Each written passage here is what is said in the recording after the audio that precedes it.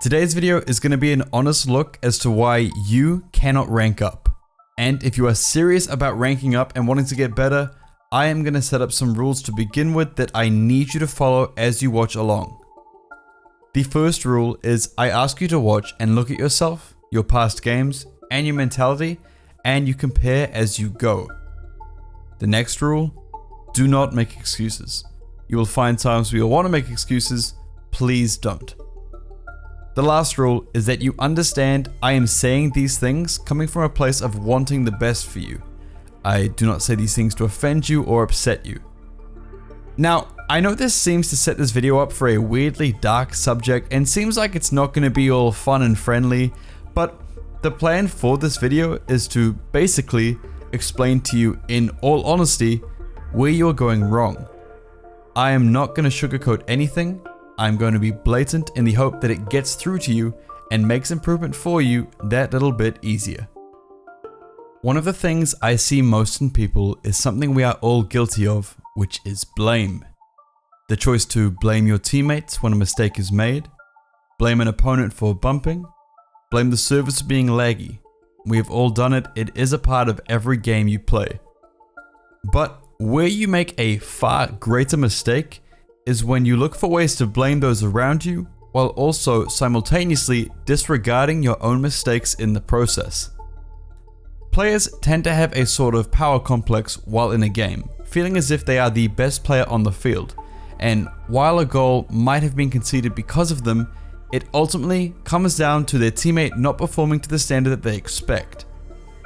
This mindset of blame without ownership leads you down a very, very dangerous path of never understanding when you are in the wrong, and you are causing the problem.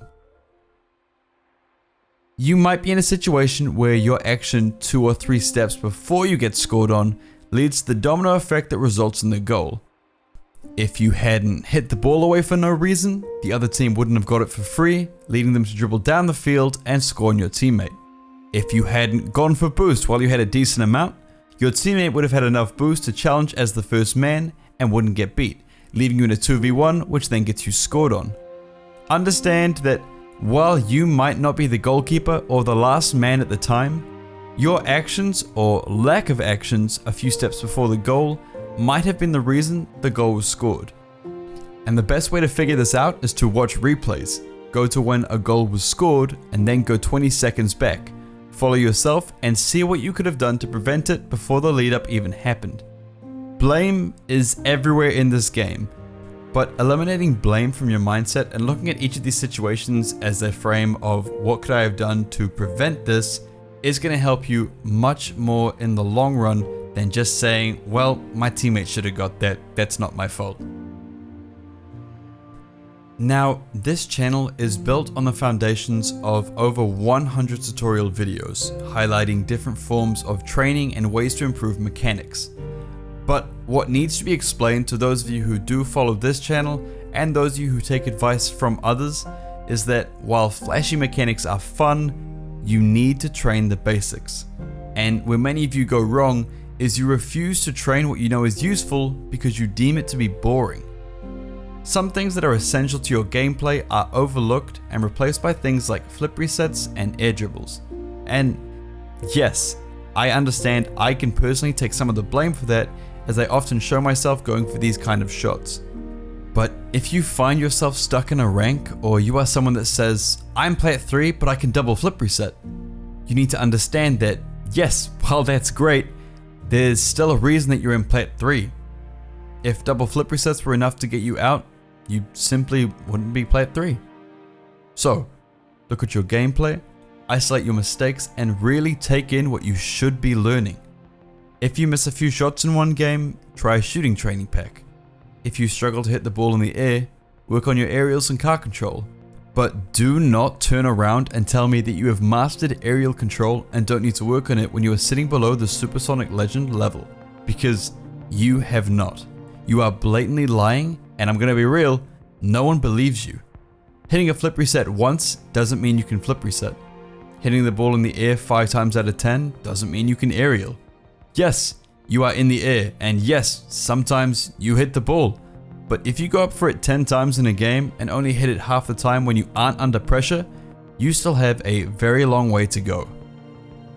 If you can sit there and say that you have the same aerial capabilities as a pro player and you don't need to work on it anymore, yet you sit below the Supersonic Legend level, then you are lying to me, but more importantly, you are lying to yourself, and you will be the reason you cannot go further in this game. Stop pretending you are better than you are and start taking ownership over your flaws. Now, Rocket League, as we know, is a game with no real transferable skills. It's not like a first-person shooter game where if you are really good at something like CSGO, you could transfer that and play Valorant and have the basic skills already down. With Rocket League, the only game with the skills that you can bring over is SARP, the predecessor of Rocket League.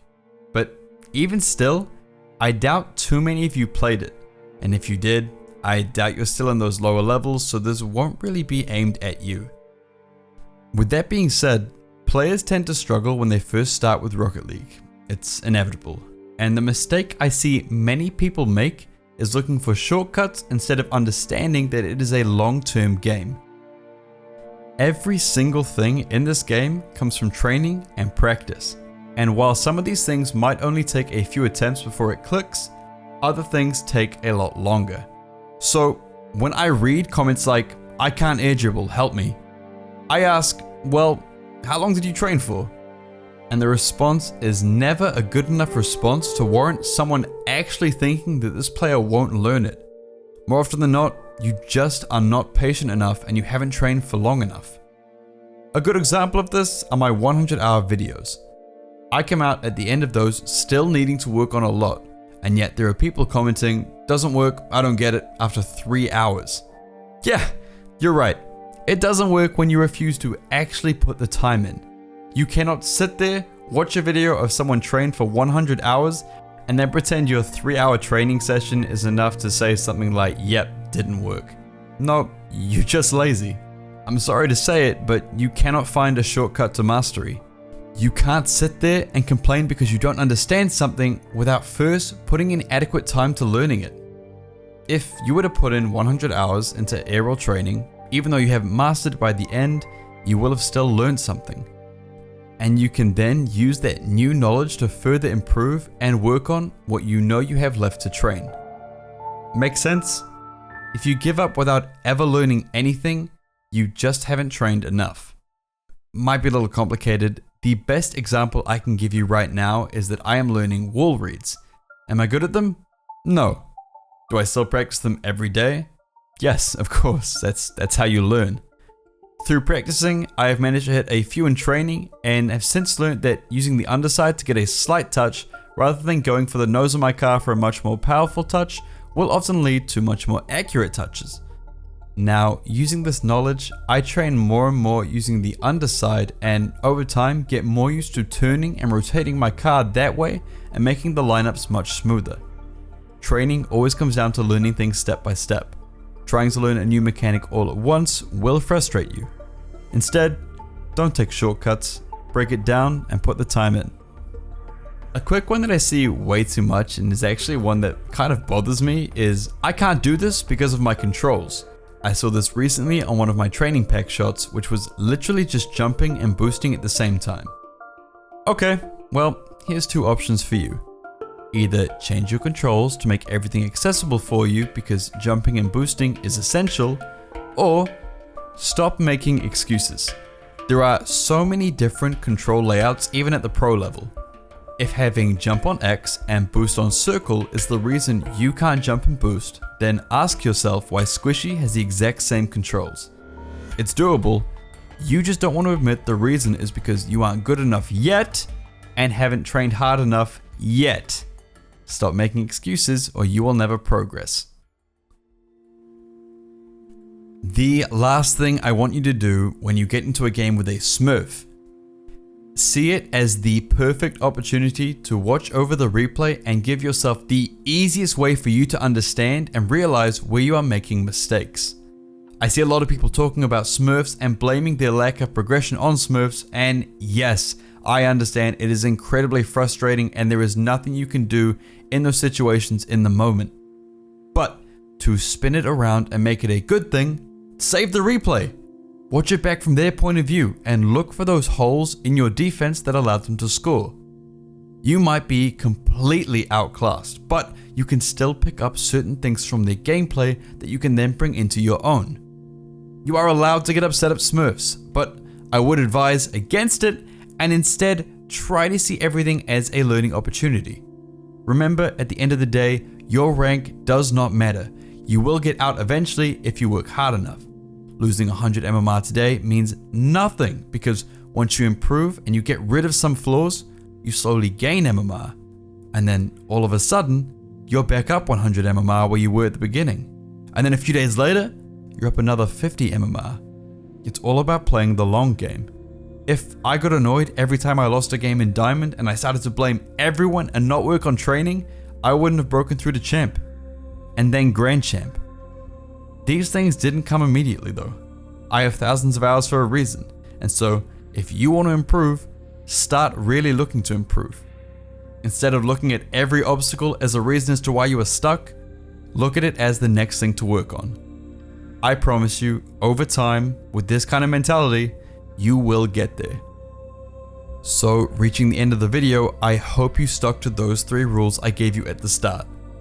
I said this wasn't going to be a happy, fun video, more of a serious look at the community and its efforts to save their pride when discussing ranks. But nevertheless, I hope you enjoyed.